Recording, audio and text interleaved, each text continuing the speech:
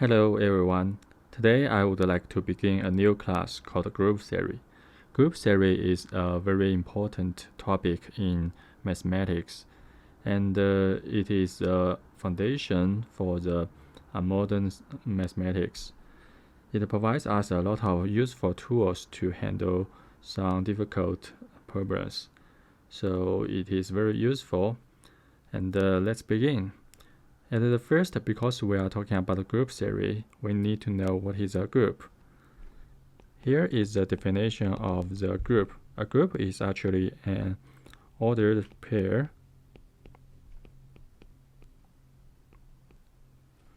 looks like this. It has a G and a star, where G is a set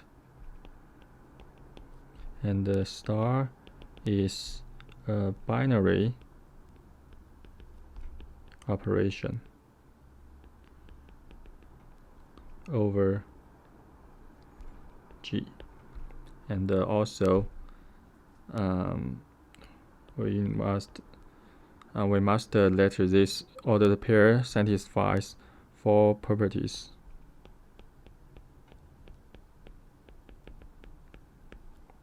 Okay, so before we talk about the four properties, let's look at this definition. So at first, group is like this. It's an ordered pair, and it includes a set and an operation on the set. We know that the fundamental concept in mathematics is the set.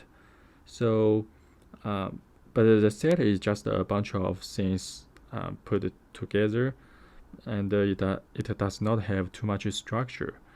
So here we define the group not only a set, but it also has a binary operation on the set. With this binary operation, we can have more structure for this object, and we can do more things than rather than a set. So that is why group is more useful. And what is a binary operation? Here, a binary operation like a star is actually a map. It maps from G equals G to G itself, which means for any A and B in G, any two elements A and B in G, you can do the operation. We write it like this: A star B, and it maps to another thing. We call it C, and the C is something in G. So this is a map like this. Okay, and what is the four properties?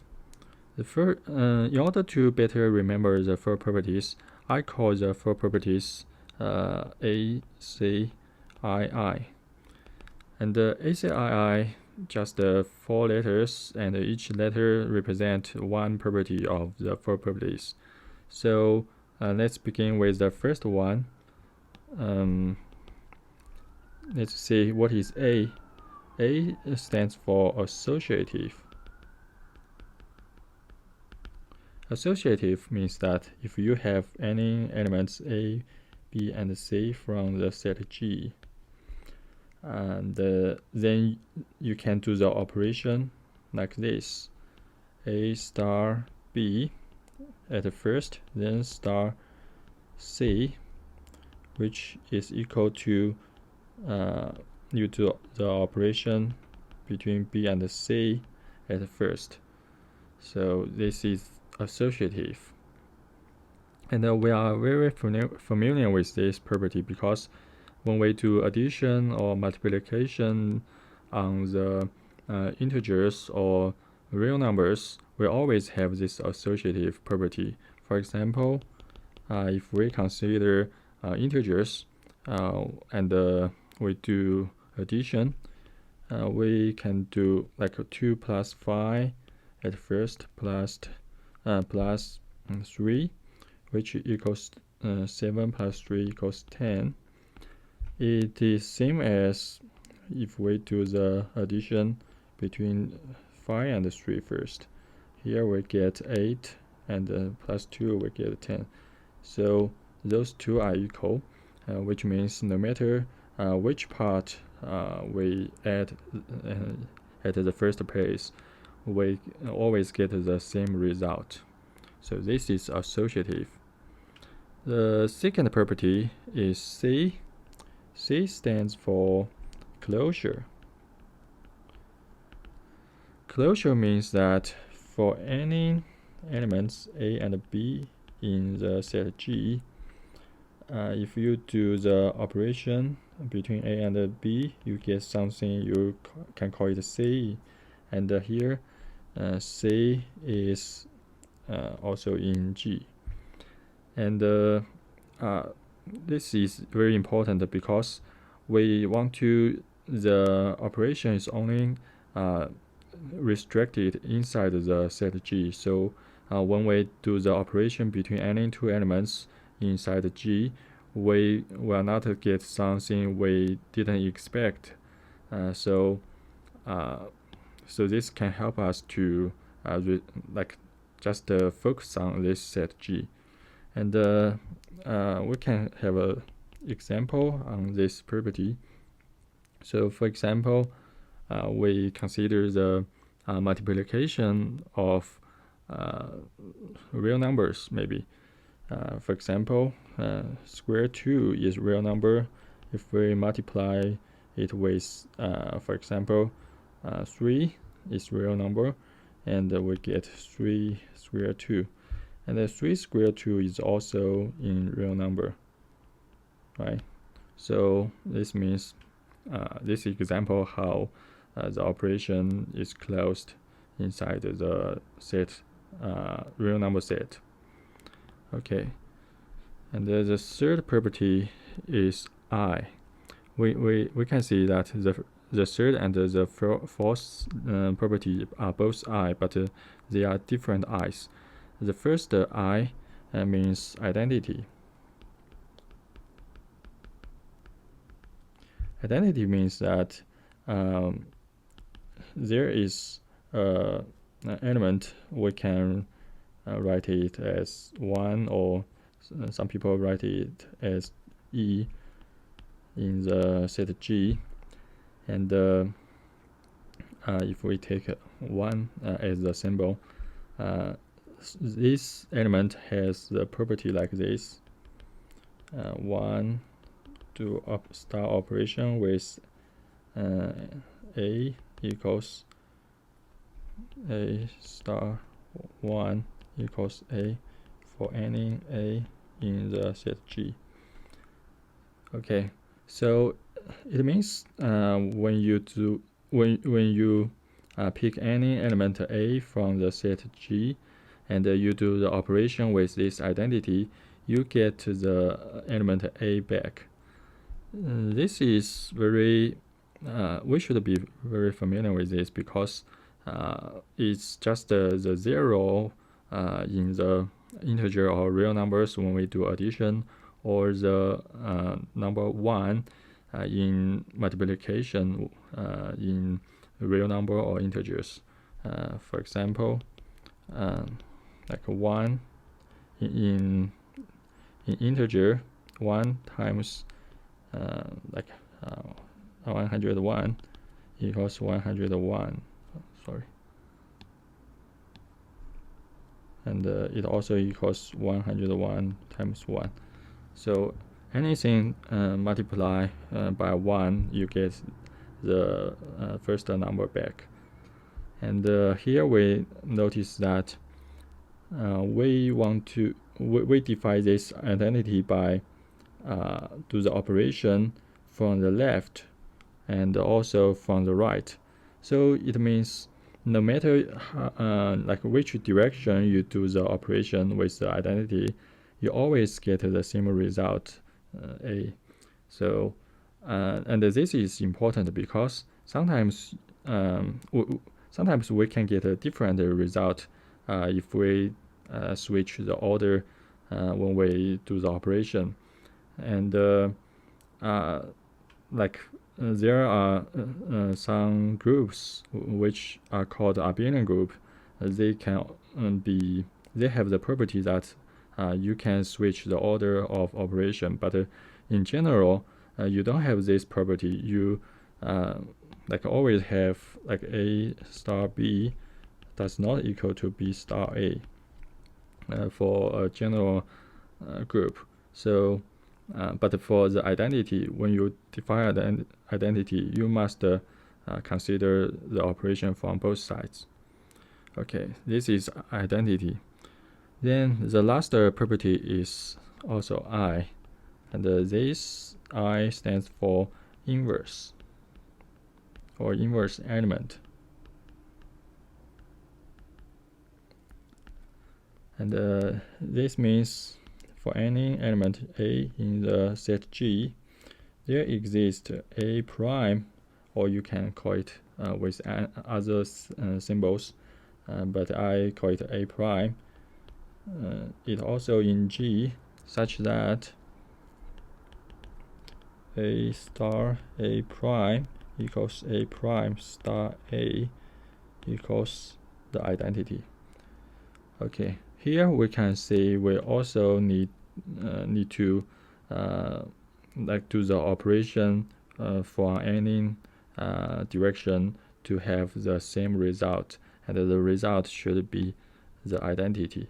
And this is why the first I in ACII stands for identity, and the second I is the inverse, because you can only define the inverse elements if you have the identity being defined.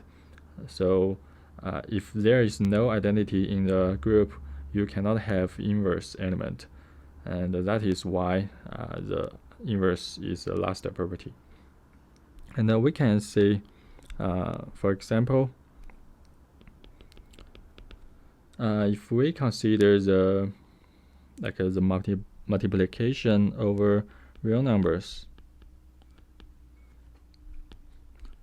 For example, we have 3 is in the real number, and 1/3 is also in real number, and 3 times 1/3 equals 1/3 times 3 equals 1, and 1 is the identity like for the real numbers with multiplication operation. So this means 1/3 is the inverse element of 3, and and also 3 is also the inverse element of 1/3. And also, if we don't consider the multiplication, we consider addition in integers. We can see maybe we consider 5 is an integer, and negative 5 is also an integer. Then 5 plus negative 5 equals negative 5 plus 5 equals 0, and the 0 is the identity of integers with addition, because 0 plus any a equals a plus 0 equals a.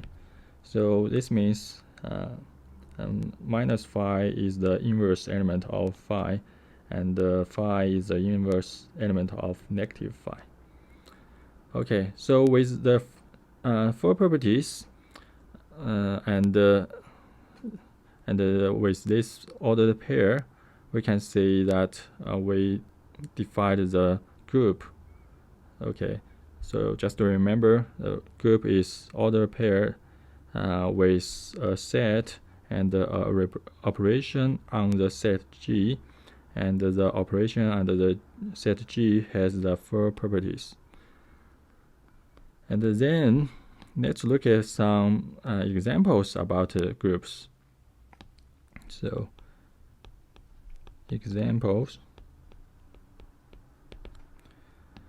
So first example, let's look at, for example, just the integers with addition operation, and we can check if it is a group. We just need to check the four properties. For A, associative, obviously it satisfies associativity, because when you do the addition between integers, like 2 times 3, 2 plus 3 plus 5 equals to 2 plus the result of 3 plus 5 at first.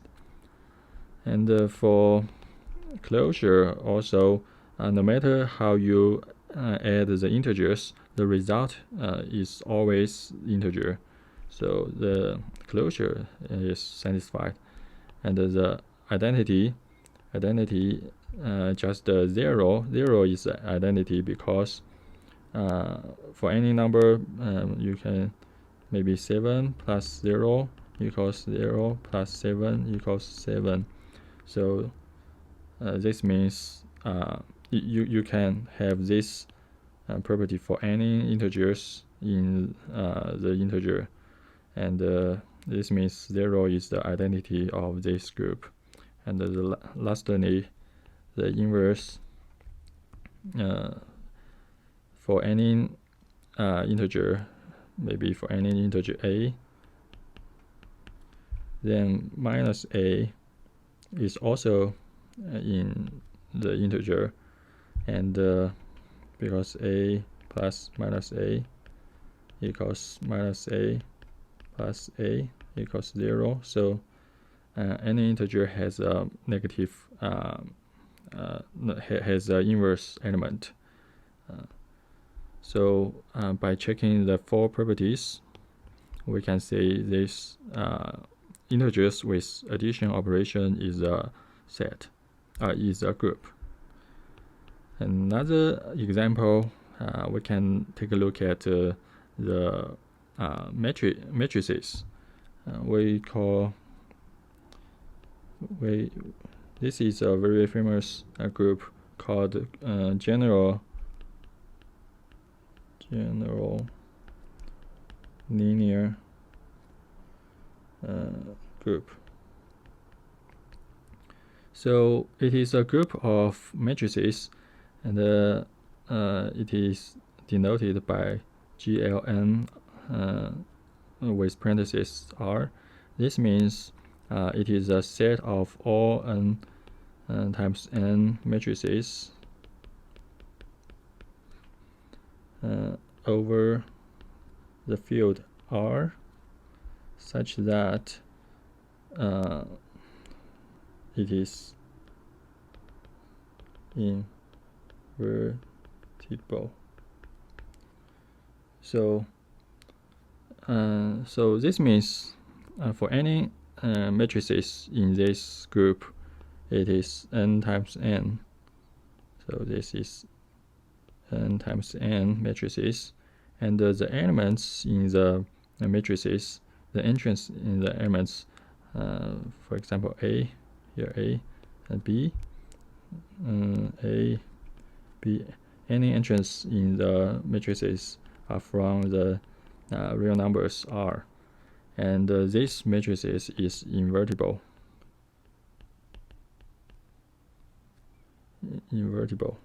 Sorry.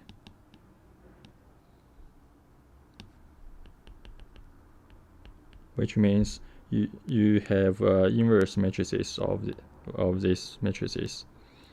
So if this is A, so it means it exists A inverse. And we can also check if this is a group. Also A, C, I, associative. Obviously, we should note the operation for this group is the multiplication between matrices. Okay, so for associative, because the multiplication between matrices are always associative, so this is true. And closure, for closure, obviously if we multiply two n by n matrices, the result is also n by n, and because the entrances are all real numbers, so the result, the entrances of the result matrices matrix is also real numbers. So the last problem is if the result is still invertible. So we can see if we do we have two matrices n by n matrices from G, L, N, R, then A star B equals A times B equals C, and since A and B have an inverse, so we can see look at these matrices. The inverse of B multiplied by the inverse of A. If we consider these matrices, we can see this is actually the inverse of C, right? Because A star B and multiply by this is C, this is C inverse. Then because here because it satisfies the associative, so this means this is equal to B star B inverse star A inverse. So we do the operation in the middle first. This is the identity, and then we can delete this part, and then we get A times A inverse, and which is also identity. Okay, so this means this matrix is the inverse of this one. So it means that the result C should also inside the G, L, N, R. Okay. And for the identity is just the identity matrices. For example, if we consider 2 times n equals 2, so the matrices are 2 times 2. The identity should be the second order matrix identity, like this. And also inverse, because every element in this group is the invertible matrices, so it should have an inverse. Okay, so by checking those 4 properties, we know that this set is a group. Okay, so I think this is all I want to talk, and this is how the group looks like, and in the future we will talk about the properties of groups and different types of groups, and yeah, so let's meet in the next video. Thank you. Bye.